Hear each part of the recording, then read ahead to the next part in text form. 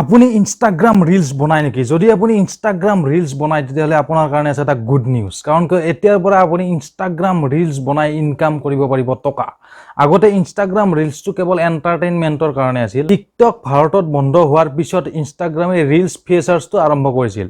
তো তাৰ পিছত ইনষ্টাগ্ৰামটো লাহে লাহে ফেমাছ হ'বলৈ ধৰিলে।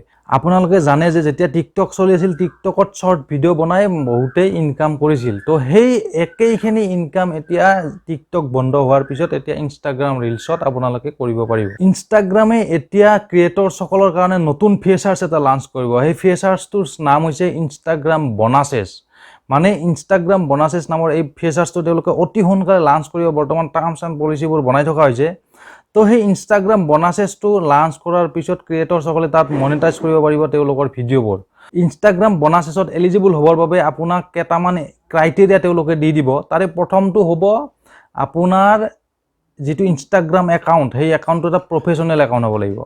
তাৰ বাবে ইনষ্টাগ্ৰামে কেইটামান ক্ৰাইটেৰিয়া ধৰি দিব, কিমান ফলোৱাৰ্ছ লাগিব, কিমান ভিউজ লাগিব ইত্যাদি কিছু তেওঁলোকে বৰ্তমান ক্ৰাইটেৰিয়া বনাই দিব। সেই ক্ৰাইটেৰিয়াবোৰ বৰ্তমান তেওঁলোকে বনাই আছে আৰু খুব কম দিনৰ ভিতৰত ইনষ্টাগ্ৰামে লঞ্চ কৰিব ইনষ্টাগ্ৰাম বনাছেছ।